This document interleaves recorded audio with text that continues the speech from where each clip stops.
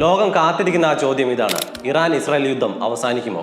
തങ്ങളുടെ ഈ 3 ആവശ്യങ്ങൾ ഇസ്രായേലും അമേരിക്കയും അംഗീകരിക്കുകയാണെങ്കിൽ യുദ്ധം നിർത്താമെന്നാണ് ഇറാന്റെ പ്രസിഡന്റ് പറഞ്ഞിരിക്കുന്നത്. ഏതൊക്കെയാണ് ആ 3 ആവശ്യങ്ങളെന്ന് നമുക്ക് പെട്ടെന്ന് നോക്കാം. അപ്പോൾ ഇതുപോലുള്ള വീഡിയോസിനായി ചാനൽ ഇപ്പോൾ തന്നെ ഒന്ന് ഫോളോ ചെയ്യുക. ഇറാന്റെ ഏറ്റവും പ്രധാനപ്പെട്ട ആവശ്യം തങ്ങളുടെ ആണവ ശക്തിയെ ഒരു അവകാശമായി ലോകം അംഗീകരിക്കണം എന്നതാണ്. സമാധാനപരമായ ആവശ്യങ്ങൾക്കായി യുറേനിയം സമ്പുഷ്ടമാക്കാൻ തങ്ങൾക്ക് നിയമപരമായ അധികാരമുണ്ടെന്ന് ഇറാൻ വാദിക്കുന്നു.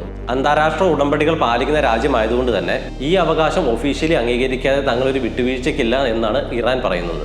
രണ്ടാമത്തെ ആവശ്യം യുദ്ധനഷ്ടങ്ങൾക്ക് പരിഹാരം വേണം എന്നതാണ്. കഴിഞ്ഞ 13 ദിവസത്തെ യുദ്ധത്തിൽ ഇറാനിൽ വലിയ രീതിയിലുള്ള നാശനഷ്ടം ഉണ്ടായെന്നാണ് അവർ പറയുന്നത്. 1300-ലധികം സാധാരണക്കാർ കൊല്ലപ്പെട്ടതായും ഇതിൽ ഏകദേശം 200ഓളം കുട്ടികൾ ഉണ്ടെന്നാണ് ഇറാൻ ചൂണ്ടിക്കാണിക്കുന്നത്. തകർക്കപ്പെട്ട കെട്ടിടങ്ങൾക്കും മറ്റ് നാശനഷ്ടങ്ങൾക്കും അമേരിക്കയും ഇസ്രായേലും ചേർന്ന് നഷ്ടപരിഹാരം നൽകണം. ഇതാദ്യമായാണ് സമാധാന ചർച്ചയിൽ ഇറാൻ ഇങ്ങനൊരു ആവശ്യം മുന്നോട്ട് വെക്കുന്നത്.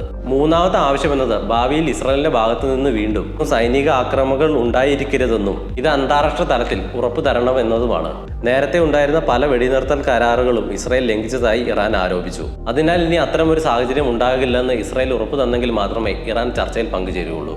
എന്താണ് നിങ്ങളുടെ അഭിപ്രായം? അമേരിക്ക ഇസ്രായേലും ഇറാന്റെ ആവശ്യങ്ങൾ അംഗീകരിക്കുമോ? താഴെ കമന്റ് ചെയ്യുക. See on the next video.